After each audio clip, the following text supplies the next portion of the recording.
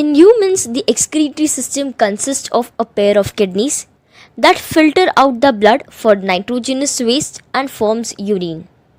A pair of ureter, which is a tube that collects the urine from the kidney and store it in the bladder. Whereas the bladder, it stores the urine and flush it out at regular intervals. And in the last we have is the urethra that enables urine to be passed out completely. Kidney is a bean-shaped red color organ that is attached on the dorsal body wall on either side of the vertebral column in the abdominal cavity. Each kidney measures about 10 to 13 cm in length, 5 to 7 to 7.5 in width, and 2 to 3 cm in thickness. It weighs about an average of 120 grams to 170 grams. The outer margin is convex, whereas the inner margin of kidney is concave. The notch on the inner margin of the kidney is called as hilus. Kids, next we have is the renal artery. Renal artery brings blood to the kidney from heart, which enters through the hilus. So the renal artery, it enters through the hilus and it collects blood from heart and it brings into the kidney so that it can be filtered out. In return, the filtered blood is sent by the renal vein back to the heart. As discussed before, kidney consists of a thin-walled tube called ureter. The anterior end of ureter is wide and it is called as renal pelvis. So kids, if you see in the next image, you can make out the renal pelvis which has a broad end towards the kidney. So this is known as renal pelvis. Pelvis, when you move further, you will see it converts into a narrow tube-like form, which is nothing but the ureter. So urine passes through ureter into the urinary bladder, where it is stored and it is passed out at regular intervals. The outer region of kidney is called as the cortex. Yes, kids, and the inner region is called as the medulla. So in the inner region, that is in the medulla, we have 9 to 12 pyramidal-like structures, as you can see in your diagram as well, which is on your screen, which have a broad base at the cortex. यानी इनके पास एक triangular pyramidal structure होता है. किधर होता है? Medulla में होता है. यानी किडनी के मेड्यूलरी रीजन के अंदर 9 to 12 pyramidal structures होते हैं, जिनका जो broad base end होता है, it face towards the cortex and the narrow apex is facing towards the pelvis.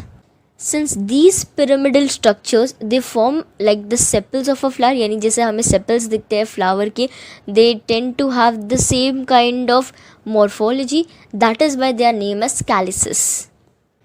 Then as you see, there is a cortex in between the medullary pyramids, which forms the renal column that is known as the renal columns of Bertini. Each kidney contains about several and thousands of basic structural and functional unit, which is known as the nephron. This unit helps in filtering our blood and leads to the formation of urine. Nephron consists of Bowman's capsule, proximal convoluted tubule, loop of Henle, distal convoluted tubule, and collecting duct. So these are the different parts of a nephron that we are going to further have a look at. So kids, proceeding with the first part, that is the Bowman's capsule. Bowman's capsule is the first part of the nephron. It contains a tuft of capillaries, entangled tuft of capillaries. The entire tuft of capillaries is called as glomerulus. The Bowman's capsule along with the glomerulus is called as the Malpighian body. So here the blood enters into the Bowman's capsule by the afferent arteriole and it leaves by the efferent arteriole. So there are two kind of arterioles, okay. One is known as the afferent arteriole through which the blood enters in, and the other is known as the efferent arteriole through which the filtered blood exits out. The next part of the nephron below the Bowman's capsule is called as PCT, or you can also call it as proximal convoluted tubule. Proximal convoluted tubule further forms the loop of Henle. So the descending and the ascending loop, it forms like a hairpin structure below the PCT, which is called as the Henle's loop. Then we have is the distal convoluted tubule. This opens into the collecting duct. The collecting duct collects all the urine that has been formed into the nephron, and it allows it to pass through the ureter into the urinary bladder, from where it can be smoothly excreted out. Here is one last point to note, kids, which is also important. That is the Malpighian corpuscle, that is the proximal convoluted tubule, the Bowman's capsule, the Malpighian body. ये तीनों चीज़ they are situated in the cortical region of the kidney, whereas loop of Henle it dips into the medullary region of kidney. So what are the three things that remains in the cortex region? One is the Malpighian body that consists of Bowman's capsule and glomerulus. Another is proximal convoluted tubule, and the third one is distal convoluted tubule. So these three things they remain in the cortical region of the kidney, whereas loop of Henle it dips into the medullary region. We have this moment where we have a strong urge to pee, where we have our bladders bursting and we are in an uncontrollable state. Well, this is what our next topic is going to be about. How does the formation of urine takes place? So basically formation of urine is done in two major steps. The first one is ultrafiltration. Now what actually happens in ultrafiltration is, we have all studied kidney. We all know that kidney contains a functional basic unit, that is its nephron. We also know that the nephron has a Bowman's capsule. The Bowman's capsule consists of a tuft of capillary which is known as the glomerulus. So now the blood that enters the glomerulus is at a very high pressure. So what happens, the glomerulus has two arterioles. One is known as the afferent arteriole, which allows the blood to enter in the glomerulus. The other one is known as the efferent arteriole, which allows the blood to leave the glomerulus. Now, the efferent arteriole is slightly narrower than the afferent arteriole. So as the blood passes through the efferent arteriole, it has to undergo a lot of pressure. The pressure that is created is known as the hydrostatic pressure. Due to this pressure, the blood gets filtered out. So small molecules like urea, glucose, amino acid, etc., along with plasma and a lot of water is filtered out, and it is released into the Bowman's capsule. Now what happens with the remaining part? The remaining part consists of large molecules, like you have your blood cells, your RBCs, your protein molecules. These large parts, these large molecules, they return back into the blood. So through the efferent arteriole, they enter into a group of capillaries which is known as the vasa recta. These vasa recta join together to form the renal vein, and through the renal vein, the remaining part, it goes into the vena cava.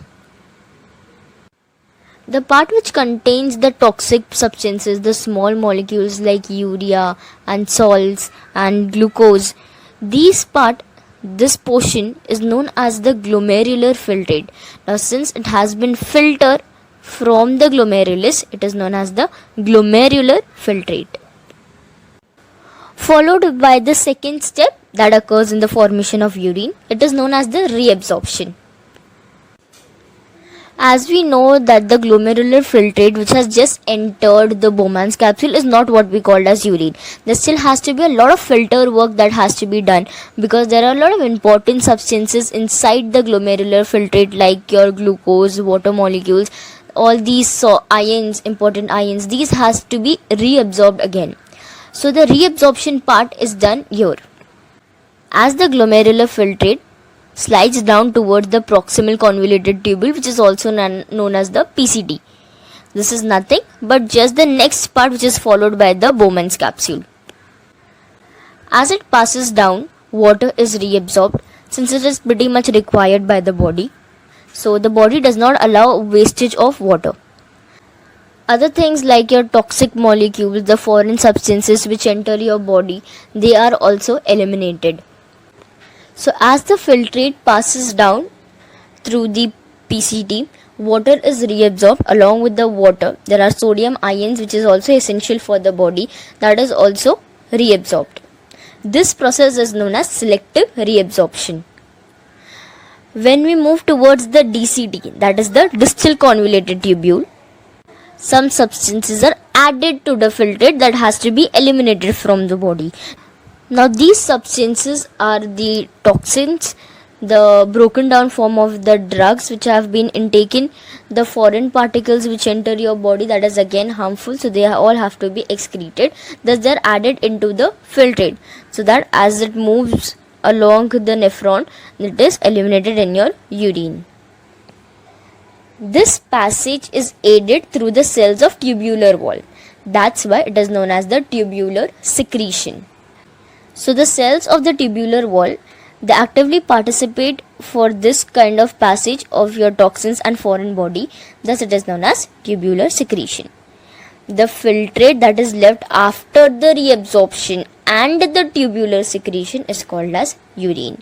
Please mark this important. I repeat again, the filtrate that leaves the reabsorption and tubular secretion is called urine. So now after all the important substances have been reabsorbed and the waste that has to be eliminated is been added to the glomerular filtrate, it is ready to go into the bladder, be stored for a while and then be eliminated through the urine. So this brings me, how does the urine excretion takes place?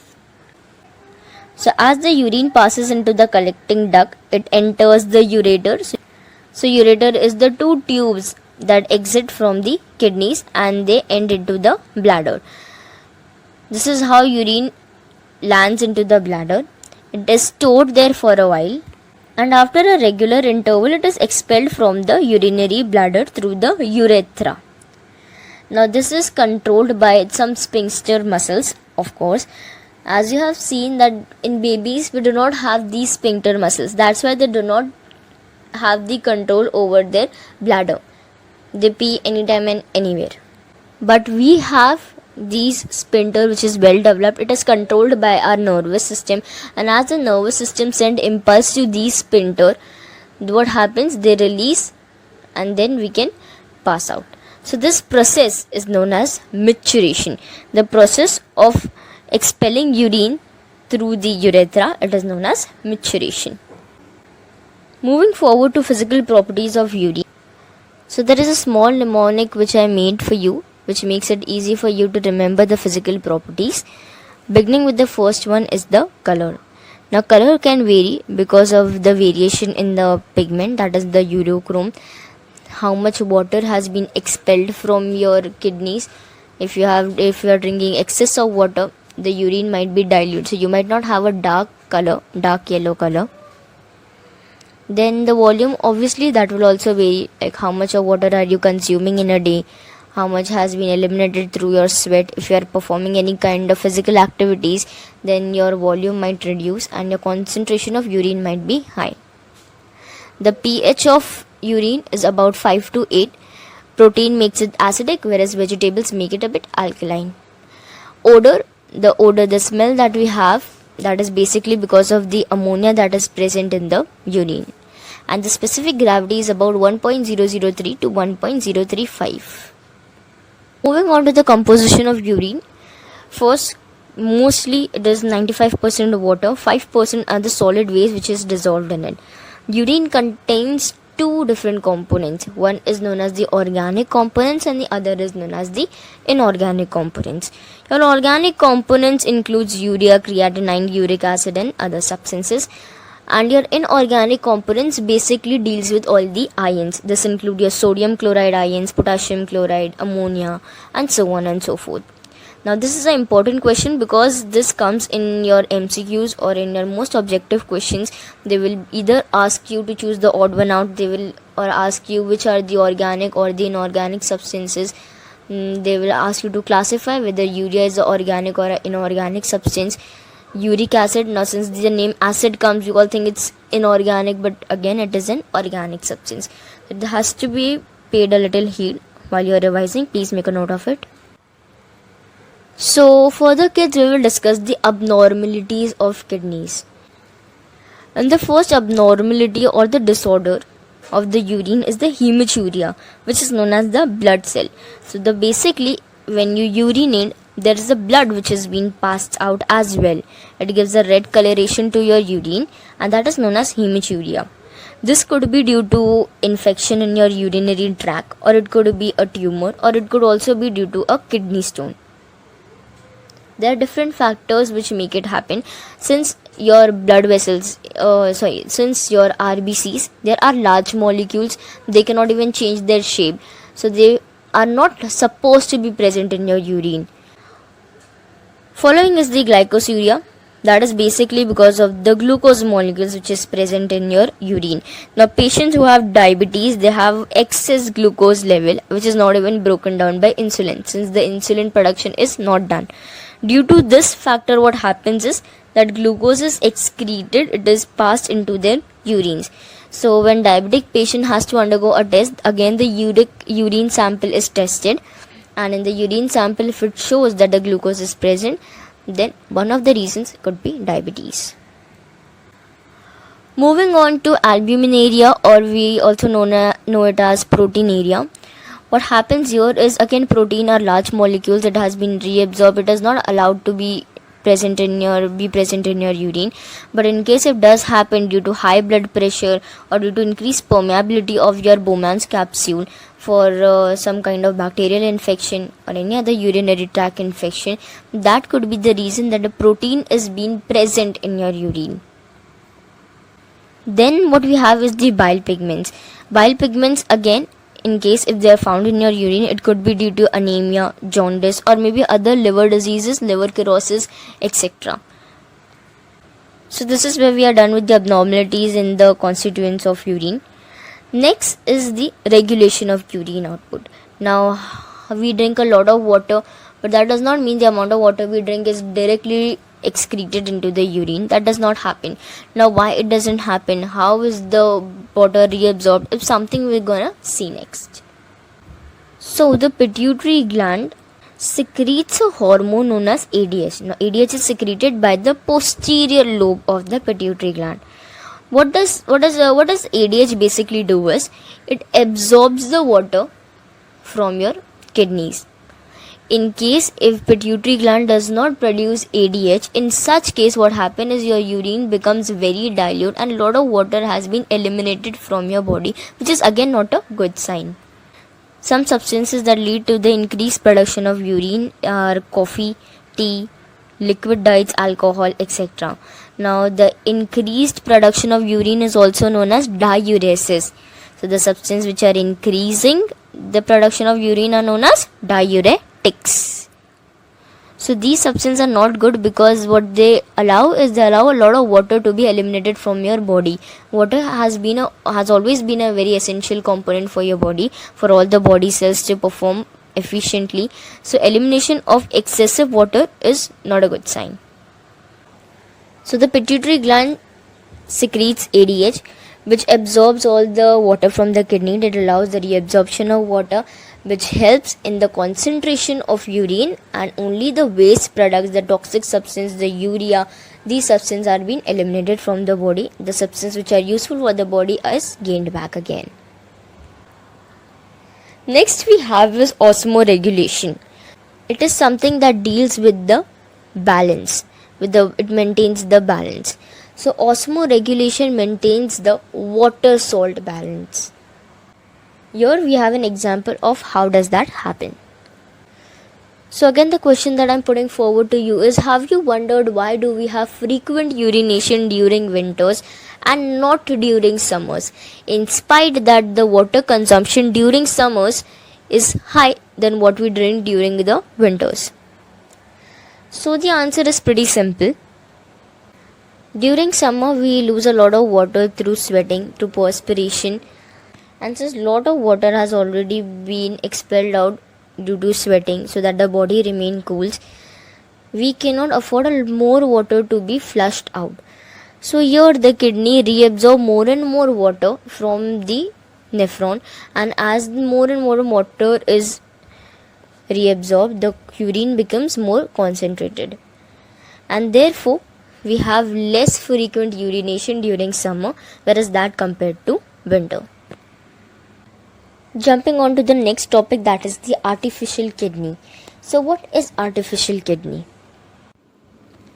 We all know that one person can survive with one kidney. However, the failure of both kidneys would lead to death. That is the reason we have an artificial kidney. Artificial kidney is nothing but it is known as dialysis. So, what happens during dialysis? In case of kidney failure, the person is put on dialysis. This works as in kidney which is actually outside the body.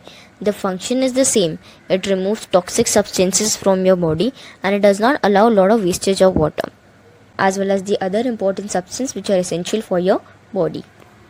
The patient blood is led from the radial artery, which is in his arm, through the machine where the urea and excess salts are removed, and the purified blood, the blood which has been purified inside the machine, is returned back to the vein in the same arm, as you see in the picture also. In case of a permanent damage to the kidney, dialysis is to be repeated for about 12 hours twice a week. So the person is put on dialysis unless he finds a donor for himself.